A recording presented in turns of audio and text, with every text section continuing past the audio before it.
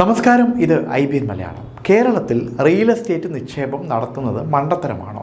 പണ്ടൊക്കെ കുറച്ച് കാശ് അധികം കിട്ടിയാൽ മലയാളികൾ ചെയ്യുന്നത് എവിടെയെങ്കിലും കുറച്ച് ഭൂമി വാങ്ങിച്ചിടുക എന്നതായിരുന്നു. എന്നാൽ ഇപ്പോൾ ഇത്തരം ചിന്ത അല്പമൊന്ന് മാറിയിട്ടുണ്ട്. ജിതിൻ കെ ജേക്കബ് എഴുതിയ ഒരു പോസ്റ്റ് റിയൽ എസ്റ്റേറ്റ് നിക്ഷേപം മണ്ടത്തരമാണോ എന്നതിനെ പറ്റിയാണ്.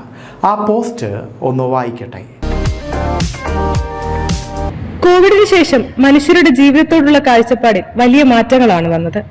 ജീവിതത്തിന്റെ ലക്ഷ്യം തന്നെ ജോലി ചെയ്യുക, ബാങ്കിൽ നിന്ന് കിട്ടാവുന്നതിന്റെ പരമാവധി ലോൺ എടുക്കുക, ഭാര്യയുടെ കെട്ടുതാലി ഉൾപ്പെടെ പണയം വെച്ചിട്ടാണെങ്കിലും പടഭണ്ഡാരം പോലത്തെ വീട് വെച്ച് നാട്ടുകാരുടെ കണ്ണ് തെളിക്കുക, എന്നിട്ട് ജീവിതകാലം മുഴുവൻ ബാങ്കിൽ EMI അടയ്ക്കുക എന്നതായിരുന്നുവെങ്കിൽ ഇപ്പോൾ സ്ഥലം വാങ്ങുന്നതും വലിയ വീട് വെക്കുന്നതുമെല്ലാം പ്രയോറിറ്റി അല്ലാതെയായി മാറി. കേരളത്തിൽ നിന്ന് വിദേശത്തേക്ക് പഠിക്കാൻ പോകുന്ന കുട്ടികളാരും തിരിച്ചു വരില്ല എന്ന സ്ഥിതിയിലായി.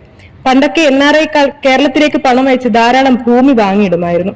നാട്ടിലേക്ക് തിരിച്ചു വരില്ല എന്ന തീരുമാനമായതോടെ NRIക്കാർ പണം അയക്കുന്നത് നിർത്തി. അവർ ഇപ്പോൾ ജീവിക്കുന്ന രാജ്യങ്ങളിലാണ് നിക്ഷേപം നടത്തുന്നത്.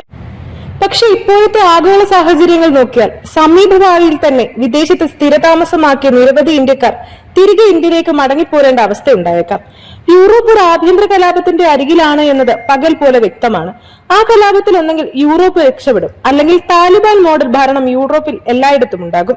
ഒരു ഉദാഹരണം പറയാം. റോം നഗരത്തിൽ നല്ലൊരു പങ്ക് കടകളും നടത്തുന്നത് ബംഗ്ലാദേശികളാണെന്ന് പറഞ്ഞാൽ നിങ്ങൾ വിശ്വസിക്കുമോ? റോം മ്യൂസിയം എന്നത് ലോകത്തിലെ രണ്ടാമത്തെ വലിയ മ്യൂസിയമാണ്. അതിന്റെ പൂർണ്ണ നിയന്ത്രണം ബംഗ്ലാദേശികളുടെയും മൊറോക്കോക്കാരുടെയും കൈകളിലാണ്. കുറ്റകൃത്യങ്ങൾ അതിന്റെ പരമാർത്ഥത്തിൽ എത്തി നിൽക്കുന്നു. ഇറ്റലിക്കാർ പട്ടികളെയും കളിപ്പിച്ച് പ്രതാപകാലമായി ഇവർക്ക് സമയം കളയുന്നു. മാർപ്പാപ്പയെ ദൈവം രക്ഷിക്കട്ടെ എന്നേ പറയാനുള്ളൂ. യൂറോപ്പിലുണ്ടാകുന്ന സിവിൽ വാറിൽ യൂറോപ്പ് ജയിച്ചാലും താലിബാൻ ജയിച്ചാലും അവിടെ ജീവിക്കുന്ന ഇന്ത്യക്കാർക്ക് തിരിച്ചടിയാകും. എല്ലാവരും അതിന്റെ ദുരിതം പേറേണ്ടി വരും. യൂറോപ്പിലുണ്ടാകുന്ന ആഭ്യന്തര കലാപത്തിന്റെ അനുകരണങ്ങൾ ലോകത്ത് എല്ലായിടത്തും എത്തും. നമ്മൾ എന്ത് മലമറിച്ചു എന്ന് പറഞ്ഞാലും വേറൊരു രാജ്യത്ത് നമ്മൾ രണ്ടാം തരക്കാരാണെന്ന് എന്നത് വാസ്തവമാണ്. വിദേശത്ത് സ്ഥിരതാമസമാക്കിയ NRIകൾക്ക് നാട്ടിലേക്ക് തിരികെ പോകേണ്ട സാഹചര്യം ഉണ്ടാകാനുള്ള സാധ്യത വളരെ കൂടുതലാണ്. അതുകൊണ്ട് ഇപ്പോൾ നാട്ടിലുള്ള വീടും സ്ഥലവും ഒക്കെ ചാടിക്കയറി കിട്ടുന്ന വിലയ്ക്ക് വിൽക്കുന്നത് ഒരുപക്ഷെ അബദ്ധമായേക്കാം.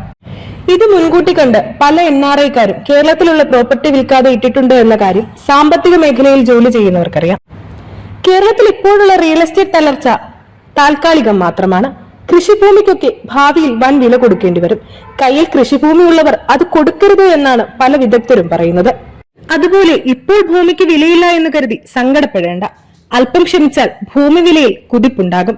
കിട്ടുന്ന വിലയ്ക്ക് ചാടിക്കയറി വീടും സ്ഥലവും വിൽക്കുന്നത് നല്ല തീരുമാനമാണെന്ന് തോന്നുന്നില്ല.